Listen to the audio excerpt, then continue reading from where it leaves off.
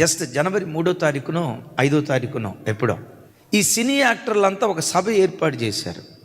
ఆ ఏర్పాటు చేయబడిన సభలో మీరు ఎక్కువగా ఎవరిని ఇష్టపడతారు? మీ హీరోస్ ఎవరు?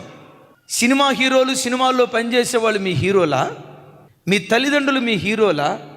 దేవుడు మీ హీరోనా అని అడిగితే విచిత్రం ఏంటో తెలుసా? సినీ యాక్టర్లే మా హీరోలు అని 13% పెడితే, మా అమ్మే మా నాన్నే మాకు హీరో అని 3% పెడితే, దేవుడు అనే స్థలానికి వచ్చేసరికి 0. ఒక్కళ్ళు కూడా మాకు దేవుడు కావాలని అనలా.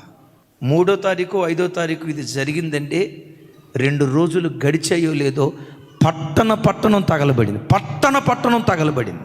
దేవుడిచ్చే ప్రతి దాన్ని ఉచితంగా అనుభవిస్తూ, పీల్చే గాలి ఎవరి భిక్ష, తినే ముద్దన్నం ఎవరి భిక్ష, నీ శరీరంలో ఉన్న ప్రతి అవయవం ఎవరి భిక్ష, నీ రూపురేఖలు ఎవరి భిక్ష, నీ రాసిక రంధ్రాలలో ఊపిరి ఉందంటే అది దేవుని దానం కాదా?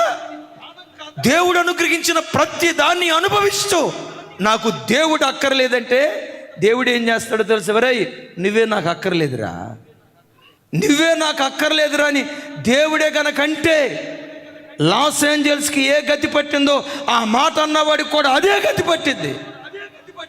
ఎప్పుడు నీ బలాన్ని బట్టి అతిశయించుకో, నీ తెలివితేటలను బట్టి అతిశయించుకో, నీ సామర్థ్యాన్ని బట్టి, సంపదను బట్టి అతిశయించక, వాటిని ఏ దేవుడు నీకు భిక్షగా ప్రసాదించాడో ఆయనే నీ హీరో అయ్యుండునుగాక.